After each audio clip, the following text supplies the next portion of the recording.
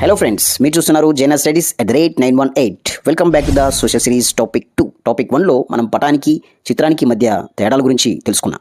ఈ వీడియోలో మరొక ముఖ్యమైన పాయింట్స్ గురించి మనం చర్చించుకుందాం. పటాలు అనేది చాలా రకాలుగా అభివృద్ధి చెందుకుంటూ వచ్చింది. అందులో ముఖ్యమైన విషయాలు ఏంటంటే, మన భారతదేశంలోనే మధ్యప్రదేశ్లో జవోరా అనే ప్రాంతంలో ఒక పెయింటింగ్ దొరికింది ఫ్రెండ్స్. ఆ పెయింటింగ్లో ఏముందంటే భూమి గురించి, భూమి ఎలా ఉందో ఉంది, అంటే భూమి ఆకారం ఎలా ఉందో ఉంది. తర్వాత నీరు గురించి, నీరు ఎక్కడెక్కడ ప్రవహిస్తుందో వాళ్ళు ఊహాగానాలతో గీసిన పెయింటింగ్ అది. తర్వాత ఆకాశం గురించి ఆ పెయింటింగ్లో ఉన్నట్లుగా మనం చూస్తాం ఫ్రెండ్స్. సో తర్వాత రానున్న కాలంలో, అంటే క్రీస్తు పుట్టిన తర్వాత 5వ శతాబ్దంలో ఆర్యభట్ట అనే వ్యక్తి అక్షాంశాలు రేఖాంశాలను ఉపయోగించి ఒక ప్రదేశం యొక్క ఉనికిని గుర్తించినట్లుగా కొన్ని ఆధారాలు ఉన్నాయి. తర్వాత మనం చూసినట్లయితే మొఘలుల పరిపాలనా కాలంలోనే 17వ శతాబ్దంలో ఈ సాదిక్ ఇస్ఫహాన్ అనే వ్యక్తి జాన్పూర్లో అట్లాస్ని తయారు చేశాడు. ఈయన అట్లాస్ తయారు చేయడానికి ఉపయోగించింది ఏంటంటే అక్షాంశాలు రేఖాంశాలు.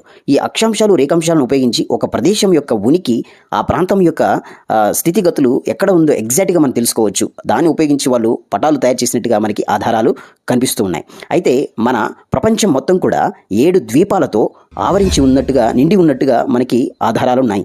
సో ఈ ప్రపంచం మొత్తం 7 ద్వీపాలు అంటే ఏంటి? చుట్టూ నీటితో ఆవరించి మధ్యలో భూప్రాంతం ఉంటే దాన్ని ద్వీపం అంటాం కదా.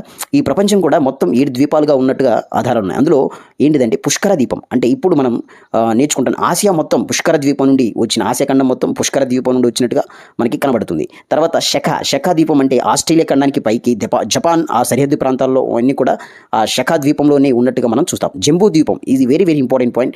జంబూ ద్వీపం నుండి మన భారతదేశం జంబూ ద్వీపంలో ఉన్నట్టు పాకిస్తాన్, చైనా, ఆఫ్ఘనిస్తాన్ ఇవన్నీ కూడా జంబూ ద్వీపంలో ఉన్నట్టుగా మనం చూస్తాం. కుషా ద్వీపం అంటే ఎర్ర సముద్రం, ఇరాన్, ఇరాక్, సిరియా, ఇజ్రాయిల్ అందరూ కూడా ఇవన్నీ కూడా కుషా ద్వీపం నుండి వచ్చినట్టుగా మనకి పుస్తకాలు తెలియజేస్తున్నాయి. తర్వాత ప్లక్ష ద్వీపం అనేది మనకి చూస్తాం. తర్వాత కురు ద్వీపం అనేది మన యూరప్ ఖండం నుండి, ఈ కురు ద్వీపం నుండి యూరప్ ఖండం వచ్చినట్టుగా మనకి పుస్తకాలు తెలియజేస్తున్నాయి. ప్లక్ష ద్వీపం అంటే ఆఫ్రికా మొత్తం కూడా వచ్చినట్టుగా మనం చూస్తాం. హిందూ సముద్రం ఆ సరిహద్దు ప్రాంతాలు కూడా సాల్మాలి ద్వీపం నుండి వచ్చినట్టుగా మనం చూస్తాం. ఈ 7 ద్వీపాలు ప్రపంచాన్ని ఆవరించి ఉన్నట్టుగా మనం చూస్తాం. ఈ ప్రపంచాన్ని నడి మధ్యలో మేరు పర్వతం వృత్తాకారంలో ఉన్నట్టుగా పుస్తకాలు చెప్తూ ఉన్నాయి. సో మన భారతదేశాన్ని, మరి వెరీ వెరీ ఇంపార్టెంట్ పాయింట్ ఏంటంటే, మన భారతదేశాన్ని పూర్వం ఏమని పిలిచేవాళ్ళంటే భవరతర్ష అని పిలిచేవాళ్ళు ఫ్రెండ్స్. సో ఈ విషయాలు మనం ఈ టాపిక్లో మనం ఈ విషయాలు నేర్చుకున్నాం. మరొక టాపిక్లో మరొక విషయం గురించి మనం తెలుసుకుందాం. అంతవరకు సెలవు.